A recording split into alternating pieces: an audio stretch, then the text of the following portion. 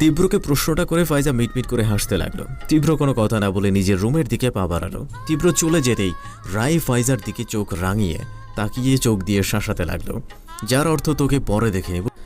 দুদিন পর একের পর এক ফুচকা গপাগপ করে খেয়ে চলেছে ফাইজা। ঝালে তার চোখের কোণে পানি জমে রয়েছে, মাঝে মাঝে ঝালটক লাগার কারণে মুখ দিয়ে আওয়াজ সৃষ্টি করছে।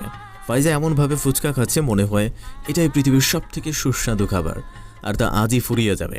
হাতে ফুচকার প্লেট নিয়ে ফাইজার ফুচকা খাওয়ার দিকে অবাক চোখে তাকিয়ে রয়েছে ফাইজার থেকে কিছুটা দূরে থাকা একজন লোক।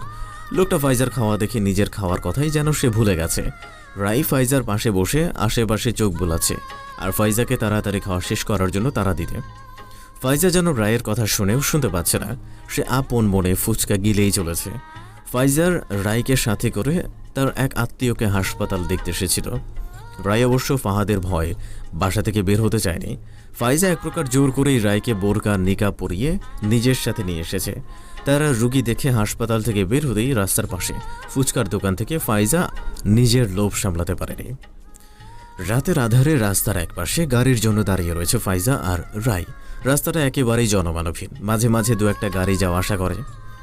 বাসায় যাওয়ার পথে মাঝ রাস্তায় তাদের গাড়ি নষ্ট হওয়াতে তাদের এমন এক পরিস্থিতিতে পড়তে হয়েছে। অনেকক্ষণ ধরে গাড়ির জন্য দাঁড়িয়ে থাকার পরেও তারা কোনো গাড়ি পাচ্ছে না। রাই ফাইজার হাত জড়িয়ে ধরে দাঁড়িয়ে রয়েছে, ভয়ে সে ঘেমে নিয়ে একাকার হয়ে গেছে। ফাইজা আশেপাশে চোখ বুলিয়ে গাড়ি খুঁজছে আর একটু পরপর হাতে থাকা ঘড়িতে সময় দেখছে। ফাইজা নিজেও অনেক ভয় পাচ্ছে, এমন পরিস্থিতিতে সে আগে কখনো পড়েনি। নিজের চাইতে বেশি ভয় পাচ্ছে রাইকে নিয়ে। তারপরেও ফাইজা রাইকে নর্মাল রাখতে বলল। রাইজু, তুই এত ভীতু হলি কবে থেকে বলতো? রাত পেরাতে আমরা কি নতুন চলাফেরা করছি? এর আগে তো কতবার দেরি করে বাসায় গিয়েছি।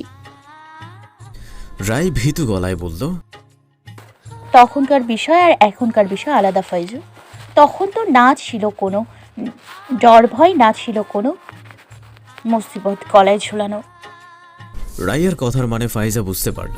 রাই যে ভয়টা পাচ্ছে নিজেও রাইকে নিয়ে সে ভয়টাই পাচ্ছে। আগে যদি জানতো সে এমন কোনো পরিস্থিতিতে পড়বে তাহলে সে কখনোই রাইকে নিয়ে আসতো না।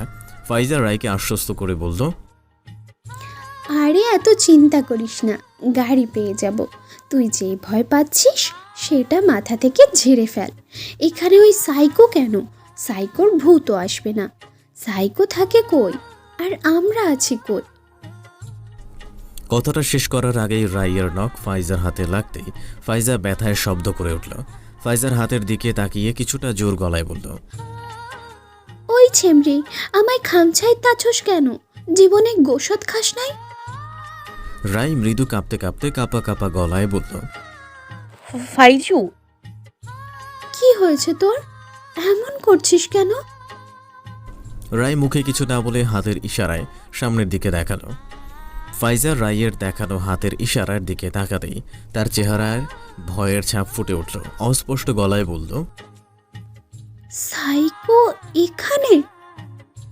গাড়ির সাথে হেলান দিয়ে হাতে থাকা জ্বলন্ত সিগারেট টান দিয়ে নাক মুখ দিয়ে ধোঁয়া উড়িয়ে চলেছে ফাহাদ। মাঝ রাস্তায় গাড়ি নষ্ট হওয়াতে সে চরম রেগে আছে।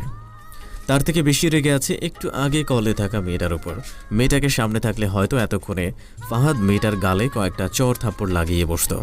ফ্ল্যাশব্যাক। মাঝ রাস্তায় গাড়ি নষ্ট হওয়াতে ফাহাদ গাড়িতে বসে বসে বিরক্ত হচ্ছে। ফাহাদ গাড়িতে বসেই চোখ বুলিয়ে আশেপাশের পরিবেশটা দেখে নিল। মানুষজন তেমন না থাকায় গাড়ি থেকে নেমে গাড়ির সাথে হেলান দিয়ে দাঁড়ালো। জনমানবহীন রাস্তায় রাতের আধারে শরীরে মৃদু বাতাস লাগতে হিংস্র মনটা কিছুটা ফুরফুরে হয়ে উঠল। আশেপাশে চোখ বোলাতেই এক জায়গায় চোখ স্থির হয়ে গেল। বোরখা পরা দুজন মহিলা জনমানবহীন রাস্তায় দাঁড়িয়ে রয়েছে। একজনের মাস্ক দিয়ে মুখ ঢাকা, আরেকজন নিকাব দিয়ে মুখ ঢেকে রেখেছে। ল্যাম্পপোস্টের হলদেটে আলোতে দূর থেকে ফাহাদ নিকাব পরা মহিলাটির দিকে তীক্ষ্ণ দৃষ্টি নিক্ষেপ করে তাকে পর্যবেক্ষণ করতে লাগলো। কেন যেন তার অবাধ্য মন বলছে এটাই তার পাখি, মস্তিষ্ক বলছে কিছুতেই না। একে দেখতেই মনে হচ্ছে সে চাচি খালাম্মাদের মতো বয়স্ক কেউ হবে। এ তোর পাখি কিছুতেই হতে পারে না। মন আর মস্তিষ্কের কথায় দোটানায় পড়ে গেল ফাহাদ। শেষে মন মস্তিষ্কের সাথে যুদ্ধ করতে করতে ফাহাদ আনমনে তাদের দিকে পা বাড়ালো। কয়েক কদম ফেলতেই তার ফোনটা বেজে উঠল। ফাহাদ ফোন বের করে সামনের দিকে কদম বাড়াতে বাড়াতে কল রিসিভ করে হ্যালো বলতে অপর পাশ থেকে একটা মিষ্টি সুরে ভেসে এলো। কেমন আছো মাই হিরো? মেয়েটির কথা শুনে ফাহাদের পা থেমে গেল। কপালে ভাঁজ ফেলে গম্ভীর কণ্ঠে বলল, সরি। মেয়েটি অপর পাশ থেকে খুশি খুশি কণ্ঠে বলল, ও মাই আল্লাহ, আমার হিরো আমায় সরি বলছে। কি কিউট আমার হিরোটা। তোমার সরি বলতে হবে না জানো, আমি তোমার উপর একটুও রেগে নেই। আমি তো তোমায় অনেক অনেক লাভ করি। আমি কি তোমার উপরে রেগে থাকতে পারি বলো? মেয়েটির কথা শুনে ফট করেই ফাহাদের মাথা গরম হয়ে গেল। ফাহাদ তেজি গলায় বলল, এ মেয়ে, কে তুমি? পাগলের মতো উল্টোপাল্টা কিসব বলে চলেছ? মেয়েটা কিছুটা ন্যাকা কণ্ঠে বলল, বেবি, তুমি আমার সাথে এভাবে কথা বলছো কেন? তুমি কি আমার উপরে রেগে আছো? আচ্ছা বাবু, আই এম সরি। আর কখনো তোমায় রাগাবো না। Sorry sorry sorry. মেয়েটি আর কিছু বলার আগেই ফাহাদ মেয়েটাকে ইচ্ছে মতো ঝেড়ে কল কেটে দিল। ফাহাদ ফুসফুস করে নিঃশ্বাস ফেলে নিজেকে শান্ত করার চেষ্টা করতে লাগলো, কিন্তু তার আগেই ফোনটা পুনরায় চেঁচিয়ে উঠল। ফাহাদ আন্নোর নাম্বার দেখে ফোন রিসিভ করেই চেঁচিয়ে কিছু বলার আগেই অপর পাশ থেকে পুনরায় মিষ্টি সুরে ভেসে এলো, সরি সরি সরি ভাইয়া। আসলে আমরা বান্ধবীরা মিলে ট্রুথ আর ডিয়ার খেলছিলাম। উল্টোপাল্টা এমন নাম্বার কল দিতে আপনার নাম্বারে লেগে যায়। Sorry for again. আমাদের মজার জন্য আপনার হয়তো সমস্যা হতে পারে। আপনার স্ত্রী অথবা গার্লফ্রেন্ডের সাথে থাকলে সন্দেহ করতে পারে, তাই পুনরায় ফোন করে সত্যিটা বলে দিলাম। সরি। মেয়েটা গড়গড় করে একে একাই সব বলে ফাহাদকে কিছু বলতে না দিয়ে লাইন কেটে দেয়। মেয়েটির কথায় ফাহাদের হুঁশ এলো। সে কোনো উদ্দেশ্যে এদিকে পা বাড়িয়েছিল। প্রথমবার মেয়েটির গা জ্বালানোর কথায় তার মাথায় যেন এলোমেলো হয়ে গিয়েছিল। ফাহাদ আশেপাশে চোখ বুলিয়ে বোরকা পরা মহিলাদের খুঁজে নিল, কিন্তু কোথাও তাদের দেখতে পেল না। নিজের লোকদের জিজ্ঞেস করতেই তারা বলল তারা তাদের দেখেনি। সব শুনে ফাহাদ নিজের রাগ কন্ট্রোল করতে না পেরে ফোনের মেয়েটাকে আরও কিছু কথা শোনানোর জন্য ওই নাম্বারে কল করল, কিন্তু কল ঢুকলো না, নাম্বার বন্ধ। তাতেই যেন ফাহাদের রাগ আরও বেড়ে গেল। বর্তমান ফাহাদ সিগারেটের ধোঁয়া উপরের দিকে উড়িয়ে দিয়ে বিড়বিড় করে বলল, কতদিনের পালিয়ে বেড়াবে পাখি? একদিন না একদিন তো এই ফাহাদের নিয়ে ফিরতে হবে তোমাকে, হোক সেটা জীবিত অথবা মৃত। ফাইজা ঘেমেনে একাকার হয়ে গেছে, গলা শুকিয়ে কাঠ হয়ে গেছে। বাসায় এসে ঢকঢক করে কয়েক গ্লাস পানি পান করেও যেন তার গলা ভেজেনি। তখন ফাহাদকে ওদের দিকে পা বাড়াতে দেখি দুজনের প্রাণ পাখিরা ছোটাছুটি করা শুরু করে দিয়েছিল। সেখান থেকে যে পালাবে তারও কোনো উপায় ছিল না। ভাগ্য সহায় ছিল বলে ঠিক টাইমেই একটা খালি সিএনজি পাওয়াতে তাতে উঠে পড়েছিল। তোমার কি কোনো কাণ্ডজ্ঞান বলতে কিছুই নেই ফাইজা?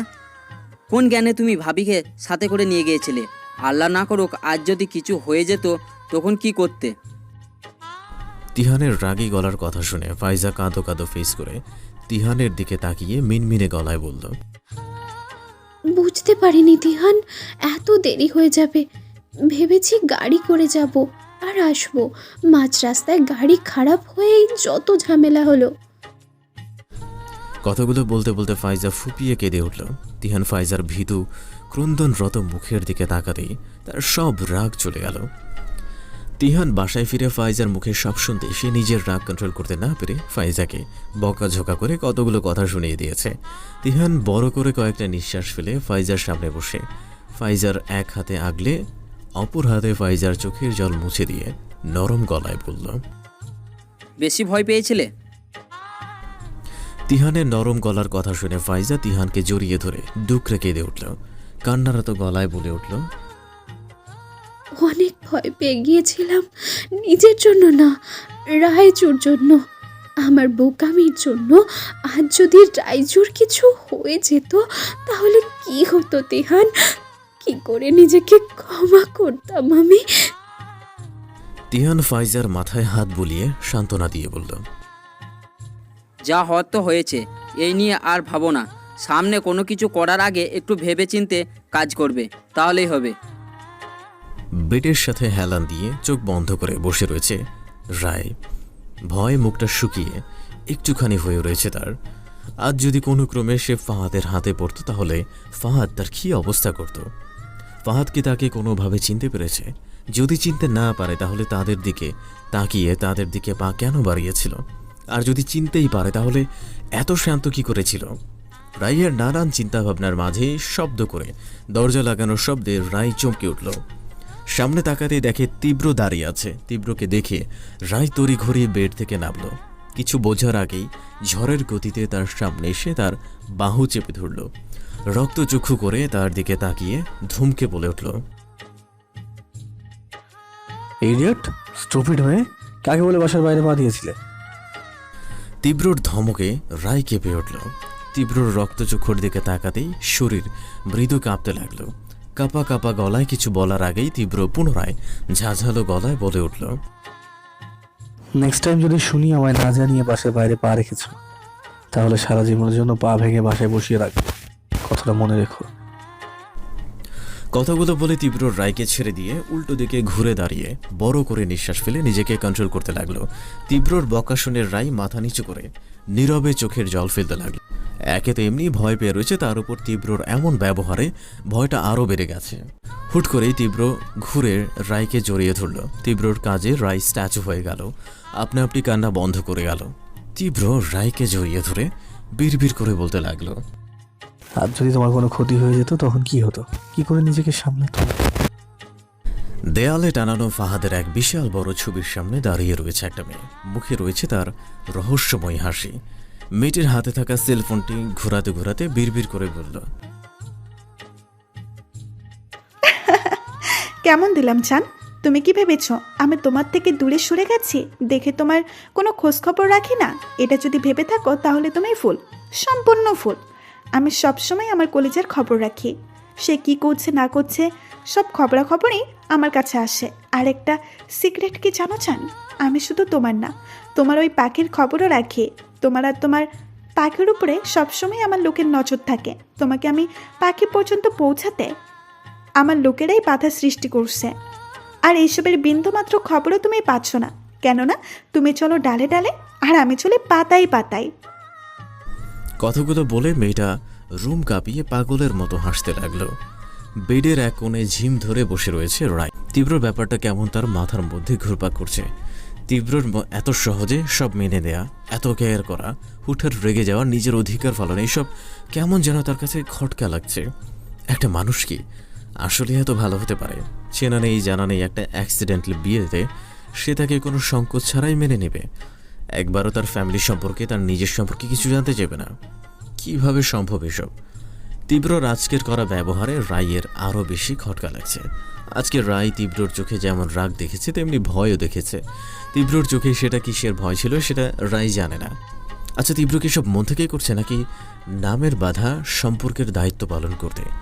দরজায় নক করার শব্দে রায় তার ভাবনার জগৎ থেকে ফিরে আসে। দরজার দিকে তাকাতেই দেখে তিহান দাঁড়িয়ে আছে। তিহান রায়কে নিজের দিকে তাকাতে দেখে একটা মিষ্টি হাসি দিয়ে বলল, ভাবি আসবো? রায় নিজেকে সামলে নিয়ে ঠিক করে বসে বলল, হ্যাঁ ভাইয়া, দাঁড়িয়ে কেন? ভেতরে আসুন। তিহান ভেতরে ঢুকতে ঢুকতে বলল, কি করছিলে ভাবি? অসময়ে এসে ডিস্টার্ব করলাম না তো? রায় মুখের মধ্যে হাসির রেখা টেনে বলল, না না, ডিস্টার্ব কিসের, এমনিতেই বসেছিলাম। তিহান রায়ের থেকে অনেকটা দূরত্ব নিয়ে বসে বলল, ভাইয়াকে দেখছি না, সে কোথায়? তিহানের কথা শুনে রায়ের মুখটা একটুখানি হয়ে গেল। কি জবাব দিবে সে তিহানকে? সে তো জানেই না তীব্র কোথায়। তখন সেই যে রাগ দেখিয়ে কোনো কথা না বলে রুম থেকে বের হয়ে গেছে, এখন অবধি রুমে আসেনি। রায়কে চুপ করে থাকতে দেখে তিহান চাপা নিঃশ্বাস ফেলে বলল, আসলে ভুলটা আমার। পুরো কথা শেষ না করে তিহান থেমে গেল। আনমনে যে ভুল জায়গায় ভুল কথা বলে বসতে নিয়েছিল সেটা বুঝতে পেরে মনে মনে নিজেকে গালমন্দ করতে লাগলো। তিহান রায়ের দিকে তাকাতেই দেখল রায় তিহানের দিকে প্রশ্নবোধক দৃষ্টিতে তাকিয়ে রয়েছে। তিহান রায়ের দিক থেকে চোখ সরিয়ে চাপা নিঃশ্বাস ফেলে বলল, জানো তো ভাবি, আমাদের এই পৃথিবীটা একটা রহস্যময়। এই রহস্যময় পৃথিবীতে কোনো কোনো প্রশ্নের উত্তর আমাদের জানা থাকে, আবার কোনোটা আমাদের খুঁজে বের করে নিতে হয়। রায় অবাক কণ্ঠে বলল, মানে? তিহান কথা ঘোরাতে বলল, এমনিতে ভাইয়া রাগটা একটু বেশি, সহজে রাগ করে না, আর রাগ করলে নিজের রাগকে কন্ট্রোল করতে পারে না। তুমি তো ওকে না জানিয়ে বের হয়েছিলে, তাই একটু কষ্ট পেয়েছে, তাই হয়তো রুড বিহেভ করে বসে রয়েছে। মিষ্টি করে একটা সরি বলে দিবে, দেখবে সব রাগ কোথায় উধাও হয়ে গিয়েছে।